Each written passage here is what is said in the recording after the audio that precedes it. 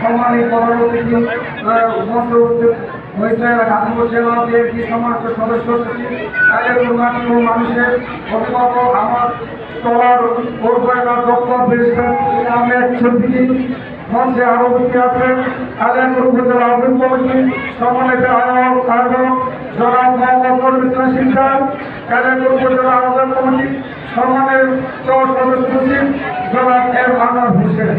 আরো উপস্থিত আছেন কালিয়াকৈর বিএনপি সম্মানিত আয়োজক জনাব মোহাম্মদ আজম মোহাম্মদ সরকার, কালিয়াকৈর পৌর বিএনপি সম্মানিত সদস্য সচিব জনাব মোহাম্মদ মহেশুজ্জামান। মঞ্চে আরো উপস্থিত আছেন কালিয়াকৈর উপজেলা আহ্বায়ক কমিটির সম্মানিত আহ্বায়ক সদস্য জনাব নজরুল ইসলাম। আরো উপস্থিত আছেন শ্রীমন্দির ইউনিয়নের সম্মানিত আহ্বায়ক সানার ভাই।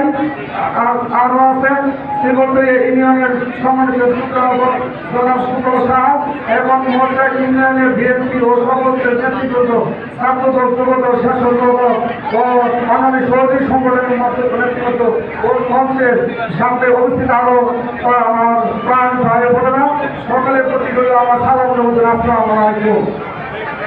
সম্মানিত উপস্থিত আজকের মূলত আমরা উপস্থিত হয়েছি আমার বাবা মরহুম আমার সাহেবের বলতে আজকে এই অনুষ্ঠানে আপনাদের এই এত মানুষের উপস্থিতিতে আমি সত্যি খুবই আনন্দিত।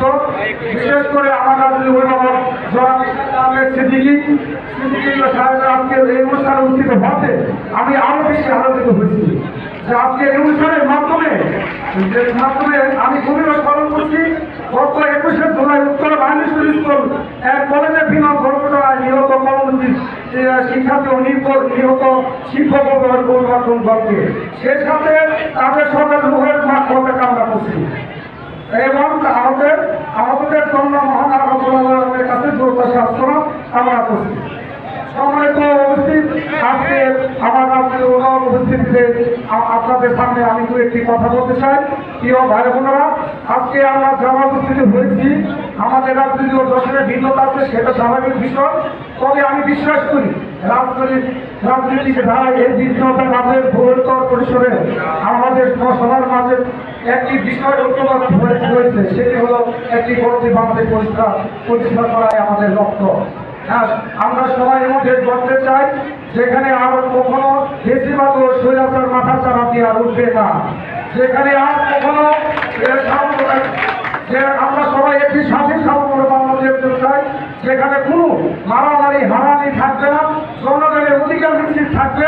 কিন্তু বর্তমান রাজনৈতিক প্রেক্ষাপটে আমরা দেখতে পাচ্ছি আমরা নিজেদের মধ্যে নিজেরাই বিরুদ্ধে তৈরি করছি, আর এই বিরোধীর থেকে আমরা একের পক্ষে বিরুদ্ধে বিভিন্ন ধরনের গুজব কুৎসা রচনা করছি, যা খুবই দুঃখজনক।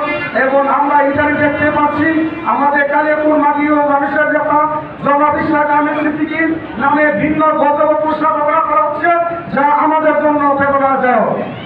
সম্মানিত উপস্থিত, আজকে অনুষ্ঠান থেকে আমি একটু দেশপ্রেমিক ভাষায় কথা বলতে চাই। আমাদের কালিয়াকৈর উপজেলা মাগীয় মানুষের নেতা আমাদের সকলের নয়নমণি গাজীপুর এক আসনের পক্ষের প্রতীক এবং আগামী এমপি জনাব চৌধুরী ইশরাক আহমেদ সিদ্দিকীর বিরুদ্ধে আগামীতে যদি আর একটি গজব ঘটনা করা হয় তাহলে আমাদের মৌজা ইউনিয়ন ও কালিয়াকৈরবাসীর পক্ষ থেকে বলছি কাউকে এক চুল পরিমাণ ছাড় দেওয়া হবে না।